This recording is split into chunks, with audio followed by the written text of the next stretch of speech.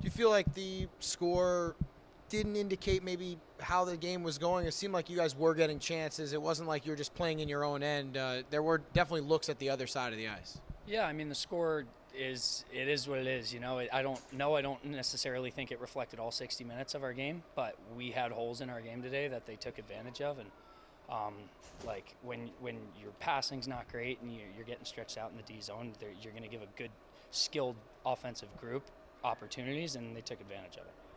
You mentioned not connecting on passing. Would you say that was one of the biggest things for tonight?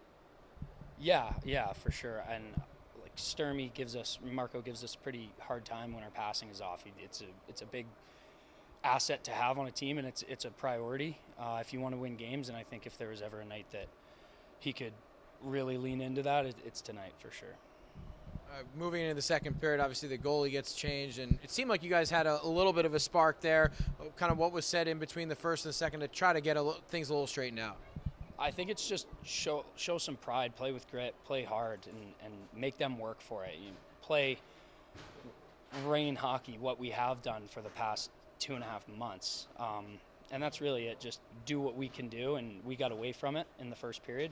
And there was spurts where we got back to it, but all in all, we just weren't there. Seems like that maybe the obvious thing that everyone would point to is, hey, this is the first game that Joe Hicketts hasn't played. He's obviously a leader, regardless of his play, but he also eats a lot of minutes. What was it like as a D without him there? It's tough. Hicks is the heart and soul of our team. He's the captain, and not just because he's a good player. He's the captain because he leads on and off the ice. He's not to mention he lightens things up sometimes. So before the game, guys who are nervous, he keeps everyone smiling. And